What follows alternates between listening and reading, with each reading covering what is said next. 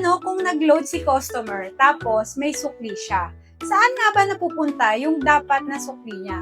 So, ang sukli niya ay masasave as credit sa vendor natin. So, yung credit na yon pwede niyang balikan once na nag-transact siya doon sa number na yon. So, sa video na to, is ituturo ko sa inyo paano nga ba mag-clear credits. So, tuwing kailan tayo mag-clear credits? So, una, halimbawa, gusto mong burahin na yung mga sukli ng mga dating customers. Pangalawa is, kunyari, gustong i-refund ni customer yung kanyang sukli. Or pangatlo, nag-failed yung transaction or mali yung number na nilagay ni customer kaya gusto niyang i-refund. So, meron tayong multiple ways paano i-clear yung credits.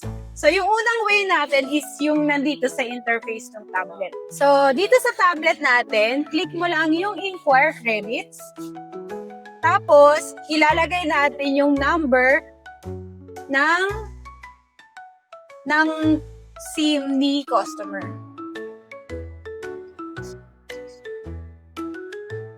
Pagka-enter mo yan, yung nandito, credit balance. So, ito yung kanyang credits o yung kanyang sukli.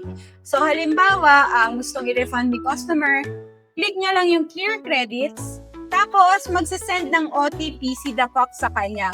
And kailangan niya yon ilagay dito. Another way ng pag-clear credits natin is kailangan natin i-disable yung kiosk mode sa tablet. So, may bukod tayong tutorial doon, pero madali lang siya. I-click lang natin yung power button ni tablet, then isang power button ulit, tapos volume button. Then, lalabas po itong disable kiosk. Dito, makikita nyo yung mga transactions na ginawa sa Vendo. So, halimbawa, ito yung number ni customer. Click lang natin. Tapos, clear credits. Kung makikita nyo, andito yung kanyang credit balance. Kita? Yan, yung credit balance. Then, kung i-clear natin, is ito lang. Clear credits. Then, are you sure? Yes.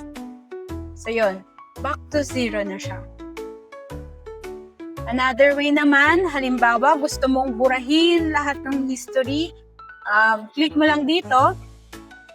Tapos, clear logs. Pwedeng logs only or logs and credits. So, after po na ma-clear credits, is babalik lang natin siya sa kiosk mode. So, click nyo ulit dito, tapos kiosk mode. Yan. So, what if malayo naman kayo sa Vendo, tapos kailangan nyo mag-clear credits. So, meron din tayong another way using yung the Foxtech app. Sa the Foxtech app naman po, open nyo rin the Foxtech app, tapos transactions. Then, hanapin nyo lang po yung i-clear nyo ng credits. So, for example, ito, then may remaining credit siya. Click nyo lang po yung red button na clear credits. Nice. Pwedeng ganyan po. Another way, punta tayo ng e-loaders. Hanapin natin yung ating machine. So, for example, itong machine na to, yung inyo. Click nyo lang tong 3 dots, send command. Then, meron din po ditong